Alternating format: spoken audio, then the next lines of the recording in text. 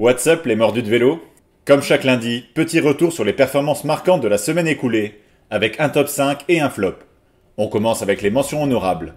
Steph Kras a levé les bras pour la première fois de sa carrière en entame du Tour des Asturies. Le grimpeur belge de Total Energy a battu Marc Soler au sprint, mais il a malheureusement dû abandonner sur chute dès le lendemain.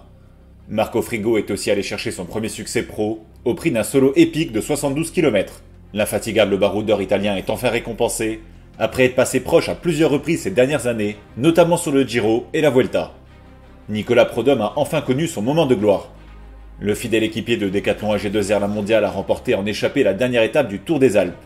C'est sa première victoire en carrière pour sa 6e année pro, toute passée avec la formation de Chambéry. Je voulais aussi revenir sur la performance de Paul Sexas. Le Français de seulement 18 ans a été étincelant sur le Tour des Alpes.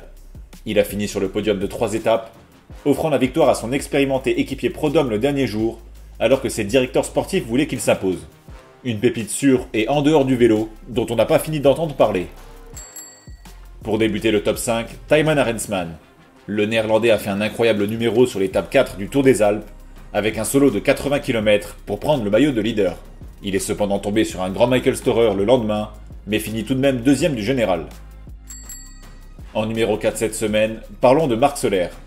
L'Espagnol a remporté le Tour des Asturies, c'est seulement son deuxième succès sur une course à étapes, après Paris-Nice 2018. Le coureur du AE était le plus fort et le plus constant sur les 4 jours de course, remportant au passage la dernière étape. Sur la 3e marche du podium, je mets Kevin Vauquelin. Déjà deuxième de la Flèche Wallonne l'an passé, le Français a réédité sa superbe performance, mais cette fois-ci devant une concurrence bien plus relevée. Le coureur d'Arkea BNB Hotel devant sur la ligne des gars comme Tom Pidcock ou Remco Evenepoel, et valide ainsi sa place parmi les meilleurs pure punchers du monde. En deuxième place cette semaine, Michael Storer, qui a écrasé la concurrence dans les Alpes. Vainqueur en solitaire et à la pédale de l'étape 2, il a plus que limité la casse sur l'étape 4, quand Arensman était parti pour renverser le général. Et le dernier jour, le grimpeur australien a fait des écarts monstrueux pour reprendre le maillot de leader et remporter sa 3e course à étapes en carrière. Et en numéro 1, qui d'autre que le numéro 1 mondial? Sur la Flèche Wallonne, Tadej Pogačar a accéléré assis sur sa selle aux 500 mètres et a créé des écarts colossaux avec ses concurrents. 10 secondes d'avance, c'est la plus grande marge entre un vainqueur et son dauphin depuis la Flèche 2003, où une échappée était allée au bout avec la victoire d'Igor Astarloa. Et à Liège, le champion du monde est sorti comme l'an passé dans la redoute, et il a rallié l'arrivée avec 1 minute 30 d'avance.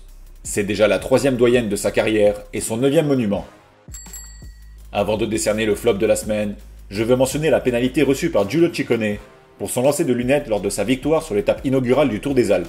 Il a reçu une sanction financière et en point UCI, qui a énervé tous les acteurs du peloton, alors que c'est sa célébration signature depuis des années.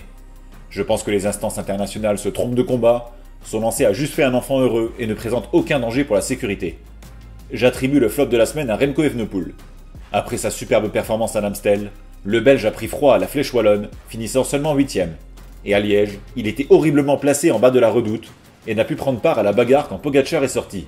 Au final, il abdique totalement dans la roche au faucon et passe la ligne en 59e position. Pour les infos en vrac, voici le nouveau maillot pour le Giro, que je trouve assez réussi. Tiesj Benoot serait sur le point de signer un contrat de 3 ans avec Decathlon AG2R La Mondiale.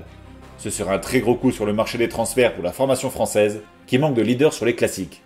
La prochaine vidéo sera la preview de Eschborn Francfort, qui sortira mardi.